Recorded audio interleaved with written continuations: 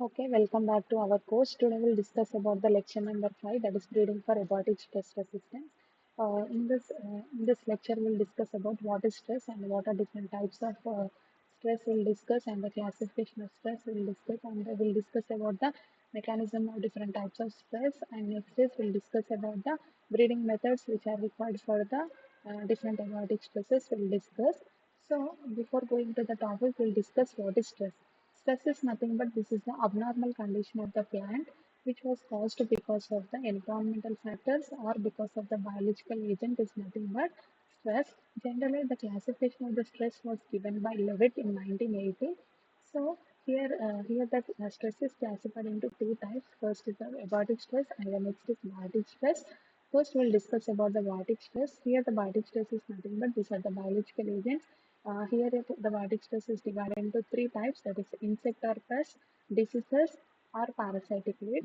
Again, here the diseases are divided into three types, that is bacteria, fungi and virus. And here the parasitic weed, we are having different types of parasitic weed, which includes the partial or complete root or stem parasites, which includes the Cuscuta, Loranthus, Oregonta and Shana, that are nothing but some of the parasitic weeds. So this is about the biotic stress. But in this lecture, we are going to discuss about only about the abiotic stress. Abiotic stress are nothing but these are the environmental factors. Here, the abiotic stress is divided into five. They are divided into five types. The first is the water, and the second one is the temperature. Third one is the salts or ions, and the fourth one is air pollutants, and the fifth one is others. So, first we will discuss about the water. If the water is deficient, it is called, here the water is divided into two types. Here the first, if the water is deficient, it is called as drought stress. If the water is excess or more, it is called as flooding or waterlogging. So here the water is divided into two types, that is drought stress or waterlogging stress or flooding stress. And next is temperature. Here the temperature is divided into two types again. It is if the temperature is high, it is called as heat stress. If the temperature is low, it is called as cold stress. Again, the cold stress is divided into two types, that is a freezing stress or frost stress or chilling stress. If the temperature is less than 0 degrees, it is called as freezing stress. If the temperature is greater than 0 degrees, it is called as chilling stress. Next, coming to salt stress, salts are ion stress. Again, it is divided into two types. If the salts are more, they are called as toxicity. If the salts are less, it is called as deficiency. So, here in this lecture, we are going to discuss only about the abiotic stress that are nothing but environmental factors. They are divided into five types, that is water, temperature, salts or ions, air pollutants, and others. Again, water is divided into two types, that is drought stress and waterlogging or flooding stress. Again, the temperature is divided into high heat stress or cold stress. Again, the cold stress is divided into freezing stress or frost stress or chilling stress. And here the salt stress, it is divided into two types, toxicity and deficiency. So this is the classification of stress into abiotic stress and biotic stress. This classification of stress was given by Levitt in 1980. So first we will discuss about the water. That is, here we will discuss about the drought stress and the flooding stress. First we will discuss. So first we will discuss about the drought. What is the drought? Drought is nothing but it is a scarcity of the moisture or water content which will restrict the growth and development of a plant is nothing but drought. If the moisture content is less to the plant, automatically the metabolism or the growth and the growth and the development of the plant will be restricted. Because of this, the plant will not yield properly. That is nothing but drought. So here you can see the drought conditions in the rice field. And next is drought resistance. Drought resistance is nothing but here the plants have the ability to grow, develop, and reproduce normally even under the moisture stress. That is nothing but drought resistance. Next coming to the mechanisms of drought resistance. Generally, the plants will transform or to protect from the drought. They are having the four different mechanisms for drought that are first is the drought escape, and the second one is drought avoidance, and the third one is drought tolerance, and the fourth one is drought resistance. So here we'll discuss one by one. The first one is drought escape. Drought escape is nothing but generally the plant before the occurrence of the drought, the plant will mature earlier. to escape from the drought. That is nothing but drought escape.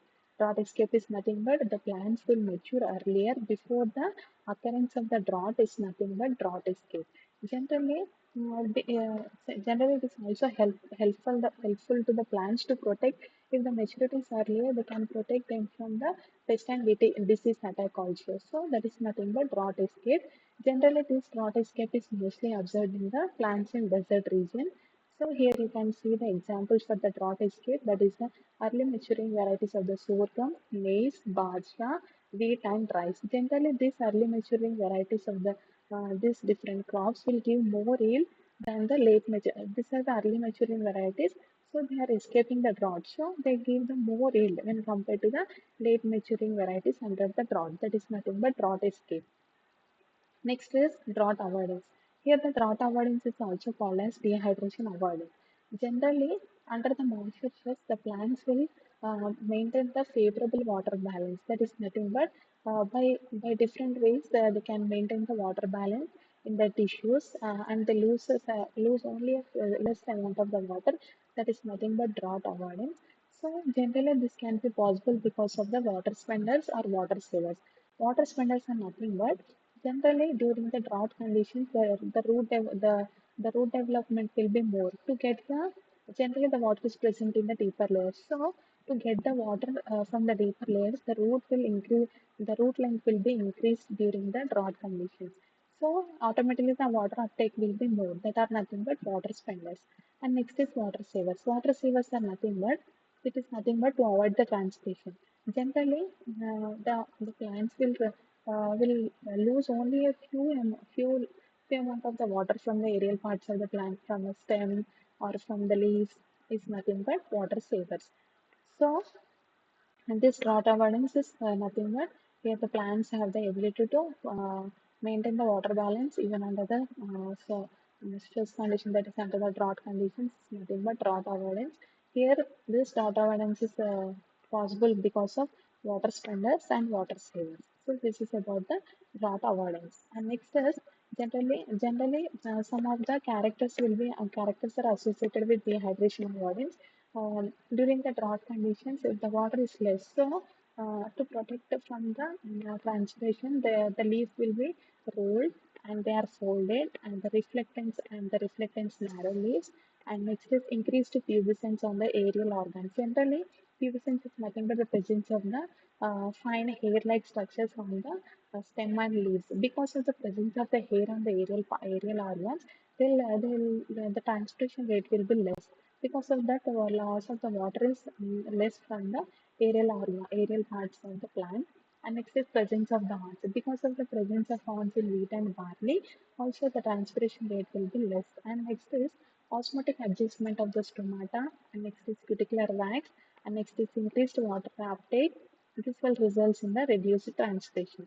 Generally, during these drought conditions, to avoid the drought, uh, the abscisic acid concentration will be increased, and also the closure of the stomata we can observe, and this abscisic acid plays an important role in reduction of the leaf expansion and also the promotion of the root growth. This is about the dehydration avoidance. Next is drought tolerance. Drought tolerance also called as dehydration tolerance. Generally, dehydration tolerance is nothing but the plants have the ability to overcome the effects which was caused by the drought and produce a higher yield even under the low water potential. That is nothing but drought tolerance. Generally, in cereals, this drought tolerance was mostly observed during the reproductive phase. Generally, the tolerant varieties will exhibit the better yield, better germination, seedling growth, and photosynthesis. And during this drought condition, we can see the higher pollen accumulation and the maintenance of the membrane integrity. This is about the drought tolerance. And next is drought resistance. This drought resistance is the sum total of the drought avoidance and drought tolerance. Generally, this is the genetic ability of the plants to give good yield even under the drought conditions. It's nothing but drought resistant. So these are the four mechanisms of the drought resistance. That is drought escape, drought avoidance, drought tolerance, and drought resistance. So we'll discuss about what are the characters which are associated with drought resistance. We'll discuss that first one is the morphological characters, and the second one is physiological characters, and the third one is the biochemical characters. We'll discuss one by one. First are morphological characters. Morphological characters are nothing but we can see directly. We can which the characters are visible that are nothing but morphological characters. So these are the some of the characters which are associated with drought, that is earliness, reduced tillering, leaf characters, reduced leaf area, and hairiness. Here you can see the pubescence on the leaves. Because of the presence of the pubescence on the leaves, the transpiration rate will be reduced. So this is the hairiness, and next is wax content. We can observe the wax on the leaves as well as on the stem. And next is the presence of fronds also. We can avoid the transpiration in case of wheat and barley. And next is root system. Depends upon the rooting depth and intensity. These are the some of the morphological features which are associated with drought. And next is physiological features. The physiological features are nothing but it involves a reduced transpiration rate and reduce the respiration losses. If the transpiration rate is less, the amount of the water loss from the plants will be less. Also, because of that, also the plant will survive under the drought condition. And next is stomatal behavior and osmotic adjustment, leaf enlargement, and leaf cuticle mass. So these are the some of the physiological features which are associated with the drought conditions. And next is biochemical features. Here, it is the proline and betaine are the osmoprotectant. During the drought conditions, these two osmoprotectants, that is proline and betaine, were accumulated. And next in abscisic acid, we can see, and in the case of barley, we can see the increase in abscisic acid for the drought avoidance. And next is, and in case of maize and wheat, we can see the increase in the ethylene content. And next is under the protein synthesis increases under the stress. And next is nitroreductive activities also we can observe during the biochemical characters. So these are the some of the characters, that is morphological, biochemical, and physiological characters which are associated with drought. So here next we'll discuss about the sources of the drought resistance. From where we can get this drought resistant genes up? From we can get from the cultivated varieties, or we can get from the land races. They are also called as old varieties or basic primitive varieties. Because of these land races are called as primitive varieties, which were developed by the farmers without any systematic plant breeding effort, that are nothing but land races. And next is wild relatives. Generally, in many crops, we can get the drought resistance from the wild relatives. And next is transient. These are the four sources of the drought resistance. And next, coming to the breeding method. Here we are having the five important breeding methods, that is introduction, selection, hybridization, mutation, and biotechnology aspects. So these are the five breeding methods which are used in the drought resistance. So here the drought resistance also having some of the limitations. Generally, the resistance varieties are those varieties which are having the drought resistance will give the lower yield, and they are having they don't have much wider adaptability. And generally, this drought resistant genes are linked with some of the undesirable genes. And next is this transfer of the resistant genes from the wild types also. This is also a problem. And generally, this drought resistance is a combination of characters. So single character can be used for the selection. And next is generally we can use pedigree method for this drought resistant traits, but it is very difficult to develop the traits because they are controlled by the polygenes. And next is creation of the controlled moisture stress under the environment, and selection require the considerable resources. So these are the some of the limitations which are associated with drought conditions. Next, coming to water logging. This is also the water stress is divided into types. There is drought, and next is water logging. If the water is less, it is the drought. If the water is more, that is the water logging or flooding. So, here the Levitt has given the definition of the water logging is nothing but here the presence of water in excess of the field capacity is nothing but water logging. Generally, what will happen if the soils are waterlogged, the oxygen content in the soil will get reduced, and it will build the carbon dioxide, ethylene, and other toxic substances. And because of this, suddenly they shift into shifts from the aerobic respiration to anaerobic conditions. That is nothing but waterlogging. Here in this image, you can see the waterlogging, how the plants are waterlogged. So, what are the effects of this waterlogging? What will happen because of the waterlogging is once the soil becomes waterlogged, the air space in the soils are displaced with water, and then the oxygen is dissolved in the water. So, the carbon dioxide and other ethylene and other toxic gases will be more. So, because of this, suddenly the root system will be converted from aerobic condition to the anaerobic condition. Because of switching from the aerobic to anaerobic respiration, they'll disturb the root development. So, so this is about the waterlogging effects, and because of this waterlogging, the carbohydrates levels also get depleted because of the dissipation of the metabolism and high water and low light. So these are the some of the effects of the waterlogging. The water content is more, the oxygen content will be reduced in the soil, and the carbon dioxide, ethylene, and other toxic gases will be increased more. Because of this, the oxygen is less in the soil. Suddenly, the roots will shift from the aerobic respiration to anaerobic respiration. Because of this, suddenly the metabolism will be affected. And next is because of this waterlogging, the carbohydrate levels also gets depleted. So because of these three conditions, these are the effects of the waterlogging. And next we will discuss about how the waterlogging will happen, how the plant will, what are the characteristics of the plants we'll discuss. First is the reduced growth. Because of waterlogging, there is no oxygen and there is no proper light for this. Because of the automatic, the growth will be reduced. And next is fluorescence, senescence, and abscissation of the lower leaves. You can see lower leaves you can observe. Next is wilting and leaf curling. And next, these are the two processes which are observed during the waterlogging. Because hypertrophy is nothing but because of all the tissues will get waterlogged. Because of this, suddenly the organ size will be increased. Because this organ size is increased, automatically the cell size also increased. That is nothing but hypertrophy. Next is epinasty. Epinasty is nothing but this is the downward growth of the petioles. So these are the some of the characteristics of plants in response to the waterlogging stress. And next, we will discuss about what is mechanisms of waterlogging. So, first is the adventitious roots formation. Generally, these adventitious roots will form near the that is the lower side of the stem. Because of the formation of these adventitious roots, it will help in the oxygen exchange from the it helps in the oxygen gases exchange.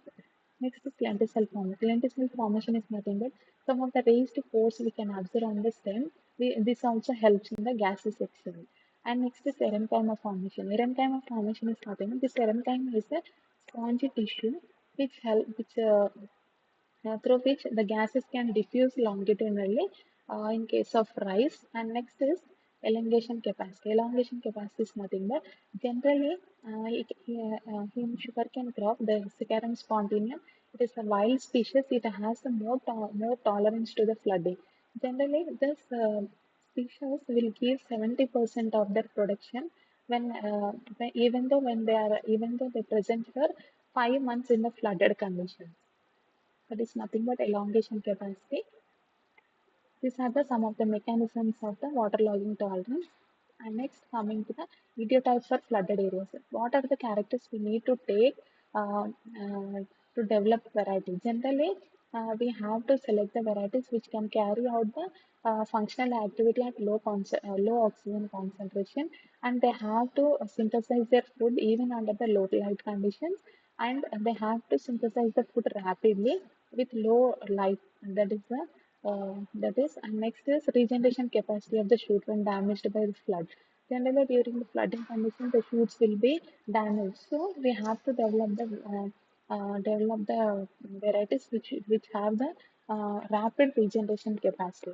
And next is the ability to withstand the drought at latter growth stage. If the water suddenly the water logging will occur. During that time, the water will be more, but after some days, the drought conditions will prevail. So during that time also the plant should withstand the drought conditions we have to develop. And next is deep root system. And next is narrow, medium, long, and dark green leaves with high sugar and protein content. So these are the characters we have to considered for developing a idiom type for the flooded areas. And next is breeding for salt tolerance. Generally, salt tolerance. So salt tolerance is nothing but the plants have the ability to overcome, prevent, or reduce the injurious effects of the soluble salts which are present in the root zone is nothing but salt tolerance. Generally, this salinity is a major problem in almost all parts of the world, but more we can observe in the semi-arid tropics of the world. Generally, this salinity problem can be overcome by the two ways, that is by soil reclamation and the resistant varieties. First is soil reclamation. Generally, this is very costly and time consuming, and it is also very short lasting. So generally the soil reclamation is done by gypsum. And next is resistant variety. Generally, compared to the soil reclamation, the resistant varieties are less costly and they are more effective and long lasting. But to develop this, it will take more time to develop the resistant salt tolerance varieties. Next is coming to the characteristics of the plants to the salt. What are the characteristics of plants to the salt tolerance is required? Generally, the lantexes have the more tolerance when compared to the high yielding varieties, and this tolerant plants are found in salt affected areas. This salt tolerance capacity will differ from the species to species, and generally, higher ploidy level crops will have more tolerance towards the salt when compared to the lower ploidy level. Example, here the hexaploid wheat will have the more tolerance than the tetraploid wheat. And next is the tetraploid brassica will have more tolerance to the salt than the diploid brassica. And next is in rice, which are the tall and coarse grain late maturity varieties are more tolerant when compared to the early maturity and fine grain types. And next is barley is more tolerant to the salt than the wheat. So these are some of the characteristics of the plants to salt conditions. Next, here you can see the classification based on the salinity. Generally, highly tolerant crops, it includes sugar beet, sunflower, barley, cotton, date palm, and asparagus. And next is moderate tolerant crops. It includes barley, rye, sorghum, wheat, safflower, and soybean. And next is moderately sensitive. It includes rice, corn, foxtail millet, cowpea, peanut, sugarcane, tomato, potato, sweet potato, radish, alfalfa, and cabbage. And next is extremely sensitive. It includes citrus, strawberry, melon, peas, apple, rajma, bean, carrot, okra, and onion. Based on the salinity, the crops are divided into four types. That is highly tolerant crops. Next is moderately tolerant crops, moderately sensitive crops, and extremely sensitive crops. And here you can see the examples of different crops which comes under the different salinity conditions. And next is symptoms of the plants to salt stress. How the plants will respond to the salt stress. That is retardation of the growth. And next is necrosis. You can see here. And next is leaf abscession and loss of turgor. Because of the salt, there will be no water content in the tissues. And next is ultimately, finally, the death of the plant we can observe. So these are some of the symptoms of the plant to salt stress. Next is mechanism of the salt tolerance. Generally, we'll be having two types of mechanism. The first is the salt tolerance and next is salt avoidance. Salt tolerance. Salt tolerance is nothing but generally the plants will withstand or overcome the effects which was caused by the salts which are present in their glands or roots. That is nothing but salt tolerance. And next is salt avoidance. Salt avoidance is nothing but the plants will avoid the salts which are present in their cells and glands by different ways. They can exclude the salts from their cells or glands or from the roots. That is nothing but salt avoidance. For that, the examples are tomato, soybean, citrus, and wheatgrass. And here for salt avoidance, we are having two different types of crops. For the first one is glycophytes, and the next is halophytes. Glycophytes are also known as non-halophytes. Generally, the plants will are not continuously they are grown in the salt conditions that are nothing but non-halophytes. For that, examples are barley. And next is halophytes. Halophytes are nothing but the plants that grow in the salt or alkaline conditions that are nothing but halophytes. So these are the two mechanisms of the salt tolerance, that is the salt tolerance and salt avoidance. Next, we'll discuss about the screening techniques of this salt stress. We'll be having three different types of techniques for screening for salt stress, that is sand culture, solution culture, and microplot techniques. First is the sand culture. Generally, we'll use the nutrient solution in the sand and irrigation with the saline water, that is the sand culture. And next is solution culture. Solution culture is nothing but it is a hydroponic culture, and next is microplot techniques. Generally this technique was developed by Central Salt Salinity Research Institute, Karnal, Haryana, which is located in Haryana. Generally, this institute was developed the microplot technique for screening of the plants for salt stress. They have developed some of the microplots of size of 6 into 3 into 1 meter. So after that, the plants are sent for the multi-location trials, which are conducted over different seasons to get the better results. And generally, those genotypes will survive under the salinity are considered as the tolerant, and further they are tested. So these are the different techniques used for the small stress. And next is selection criteria. How the plants are selected, on which character the plants are selected means first is the germination percentage in saline medium, and next is dry matter accumulation or early vigor, and next is leaf senescence or death, and next is leaf necrosis, leaf ion content, and osmoregulation. That is accumulation of the proline and glycine and betaine, that is the osmoregulation. And next is depending upon the yield condition, that is yield, that is economic yield. Depending upon these seven characters, we can select the plants, and we can identify which are tolerant to the salt stress. And next, coming to the cold tolerance. Here, here the cold tolerance is divided to two types, that is the chilling stress and freezing stress. When the temperature is remains above the freezing, that is greater than 0 degrees to less than 10 degrees to 15 degrees, it is called as chilling stress. When the temperature remains below freezing, that is less than 0 degrees, it is called as freezing. Here you can see the formation of the ice on the leaves. So this is nothing but freezing stress. So here are the some of the effects of the chilling stress on the plants, that is reduced germination, poor seedling establishment, stunted growth, wilting, chlorosis, necrosis, pollen sterility, and poor fruit seed or fruit set or seed formation, and reduced root growth and locked open stomata, and abscisic accumulation, and reduces the membrane stability, and poor chlorophyll synthesis, and reduced photosynthesis and respiration, and toxicity due to the hydrogen peroxide formation. So these are the 15 effects of the chilling stress on the plants. So and next we'll discuss about the chilling tolerance. Chilling tolerance is nothing but even under the chilling stress, the plants have the ability to survive and perform and give the better yields. That is nothing but chilling tolerance. Here you can see the mechanisms of the chilling tolerance, that is membrane lipid unsaturation and reduced sensitivity of the photosynthesis and increased chlorophyll accumulation, and next is improved germination and improved fruit or seed set and pollen fertility. So these are the six mechanisms of the chilling tolerance. And next is effects of the freezing stress.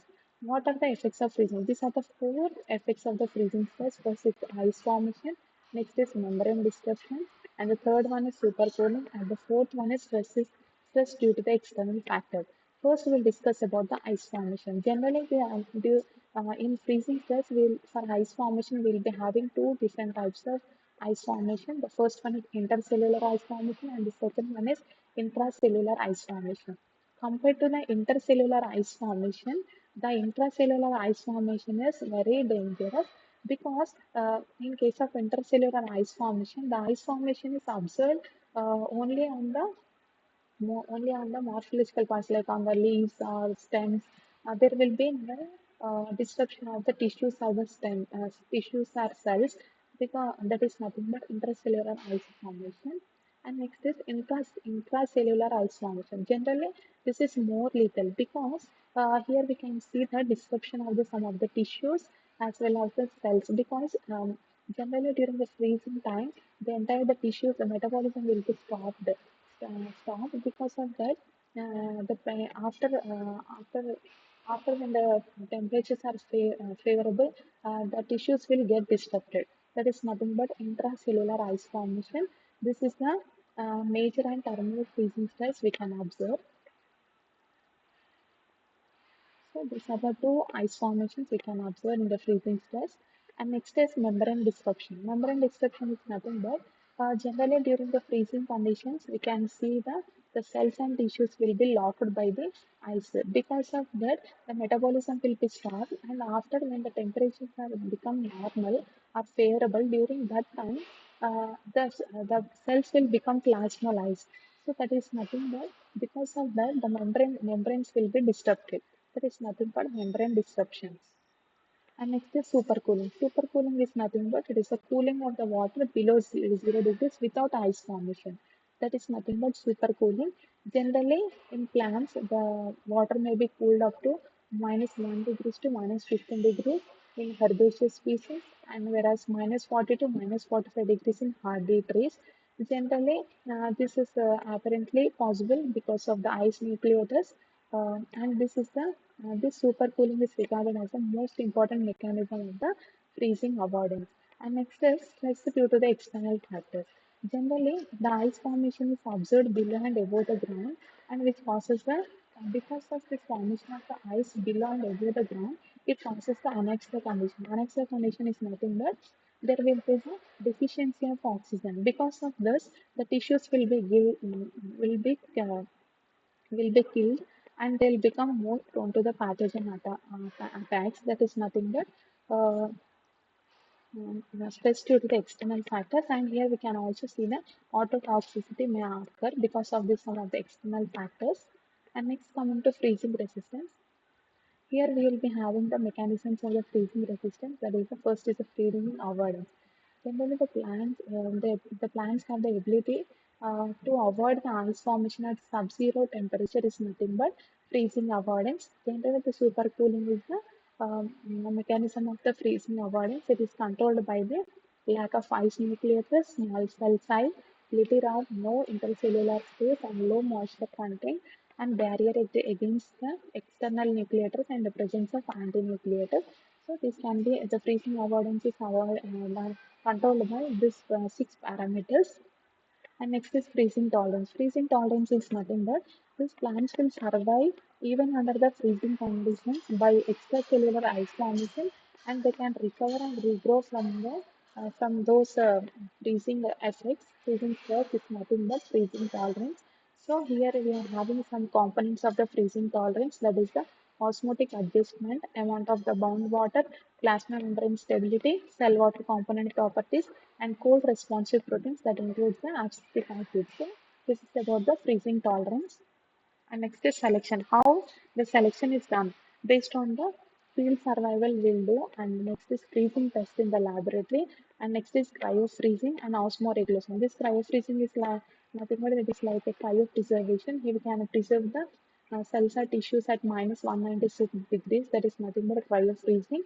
And so these are the some of the four characters which is used for the selection criteria. And next is there is some problems also there for building this freezing tolerance. Generally, the freezing tolerance is a complex state because it is governed by polygenes. So it is difficult to develop the freezing tolerance in varieties. And next is generally under the field conditions, we are highly influenced by the environmental factors as well as the pest and disease attacks. So because of this also, it is a difficult for in breeding for freezing tolerance, and due to the large genotype into environmental interaction for the trade field shows the lower heritability. And next is the freezing tolerance also show a large genotype into environmental interaction, which will limit the progress under the selection. Next is laboratory tests are not yet to be developed to screen the large breeding population. So these are the five problems are there for breeding for the freezing tolerance. And next is coming to this summary. Generally,